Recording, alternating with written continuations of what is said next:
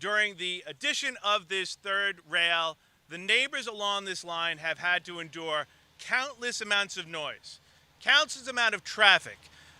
We've now had a pandemic where so many of us were forced to stay indoors. And during a pandemic, to think that suddenly, overnight, this project has transformed into something that the residents were not kept aware of. The stakeholders have not been included in what has taken place here, and that is now the inclusion of not only giant 120 high poles, but the movement of the poles from the north side to the south side. Well, we're not going to take it. We're not going to stand for this. And as a community, and as elected officials, we have come together to say we are standing with you, because this is not just simply about this community. This is about every single community that is along this line. Because if this is what's going to take place here, you can only imagine. So we did send out letters to all the relevant players in the government, from the MTA to Long Island Railroad to PSE&G. I do want all the residents to know I received a response immediately back from PSE&G.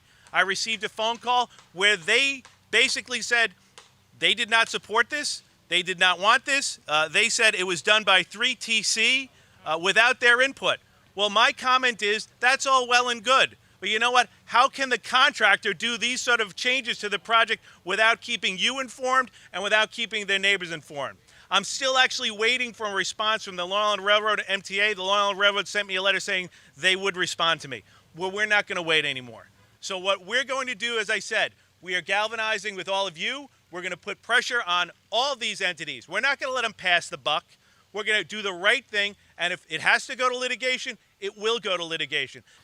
Like so many communities along this project, you all went out to community meetings, whether they're property owner associations, whether they were civic meetings.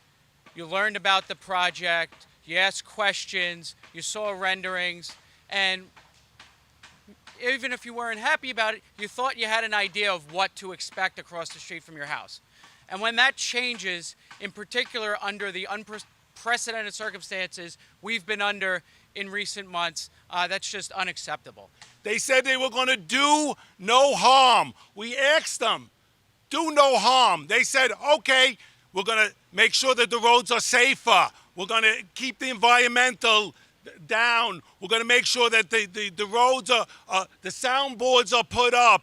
The community is going to be, the grass garden is going to be more green than it ever was. Do no harm. But when you put 9-story poles in a 2-story community, you did us a lot of harm. You know what? The real answer is take them down. Take them down.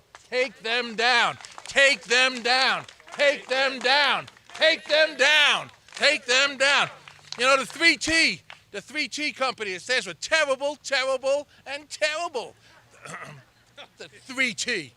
Holy smokes. I got to tell you, this is a bedroom community, not an industrial area. You wake up in the morning, you go out to get your paper, and you see these monster poles? No way. It's wrong. It's got to be stopped. We're here to help you stop it. To be fair, this project is big. There's been a lot of communication between the MTA and the public over the past few years, a significant amount, and we believe that's aimed at building trust. The problem is, trust isn't a part-time job. Trust is a full-time job, okay? You don't get to be trustworthy and upfront 90% of the time and secretive and untrustworthy the other 10. It doesn't work that way.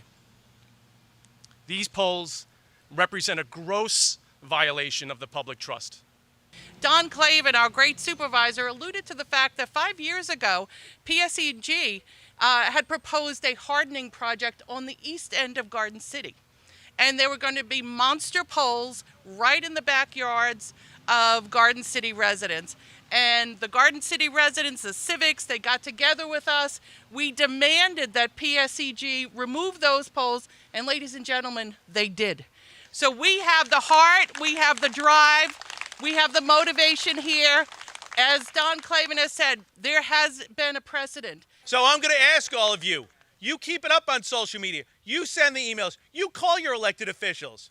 You don't let us off the hook. You keep pressuring me. That's what it's about. That's our responsibility, because we're going to be responsible and we're going to stand with you, and whatever it's going to take, it has to get done. These cannot stand. This 120 nightmare cannot stand in this community or any others.